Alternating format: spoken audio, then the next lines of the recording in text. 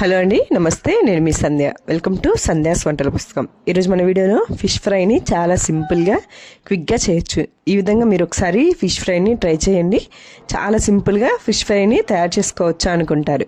ఎక్కువ oil use చేయకుండా చాలా తక్కువ ఆయిల్తోనే ఈ ఫిష్ ఫ్రై అనేది మనము చేసుకుంటాం. ఫస్ట్ టైం కనుక మన వీడియోస్ని చూస్తున్నట్లయితే మన ఛానల్ని తప్పకుండా సబ్స్క్రైబ్ చేసుకోండి.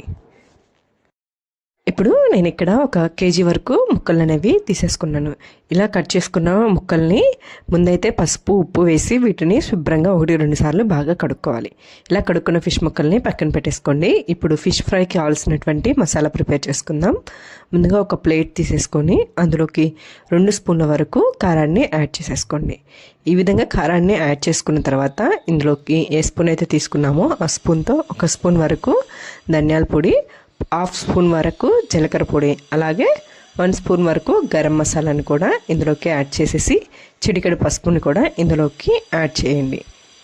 ఈ విధంగా వీటన్నిటిని కూడా యాడ్ చేసిన తర్వాత ఇందులోకి 2 స్పూన్ల వరకు అల్లం వెల్లుల్లి పేస్ట్ని యాడ్ చేసేసుకోండి. ఈ విధంగా అల్లం వెల్లుల్లి పేస్ట్ని కూడా యాడ్ చేశాక ఇందులోకి కొంచెం కసూరి మేతిని లైట్గా ఫ్రై చేసి క్రష్ చేసుకొని ఇందులోకి 1 స్పూన్ వరకు కసూరి మేతిని యాడ్ చేసేసుకోండి.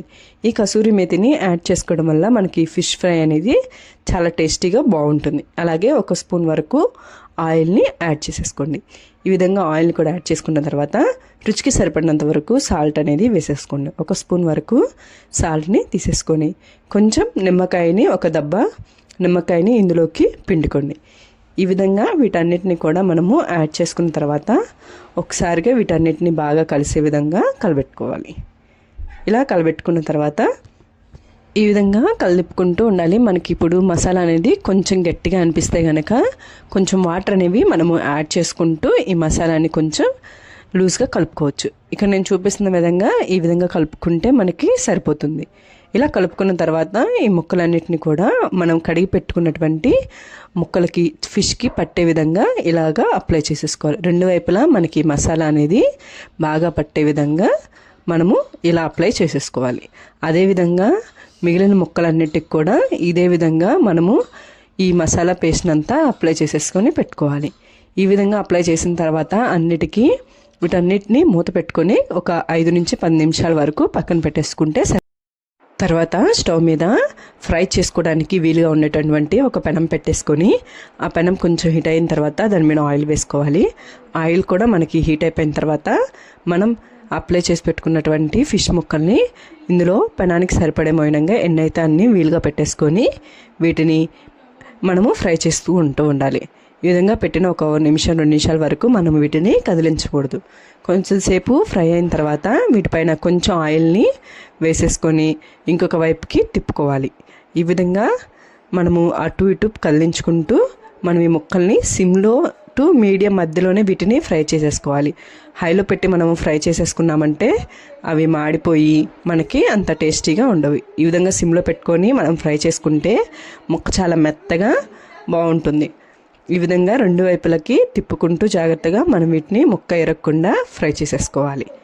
ఇట్లాగా ఫ్రై చేసేసుకున్న తర్వాత ఒకసారి బాగా ఫ్రై అయిన వాటిని మనము పక్కకు పెట్టేసుకొని అదేవిధంగా మిగిలిన ముక్కలన్నిటినీ కూడా మనము ఫ్రై చేసేసుకోవాలి.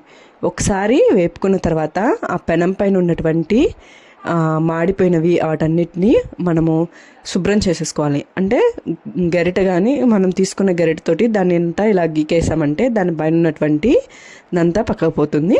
ఆ తర్వాత మళ్ళీ ఫ్రై చేసేసుకోవాలి. అలా చేసుకోకపోతే ఆ మాడిపోయిందంతా నెక్స్ట్ ముక్కలకి పట్టుకుంటాయి. అప్పుడు అంత మంచిగా నెక్స్ట్ ముక్కలు అనేవి మనకి ఫ్రై అవ్వవు.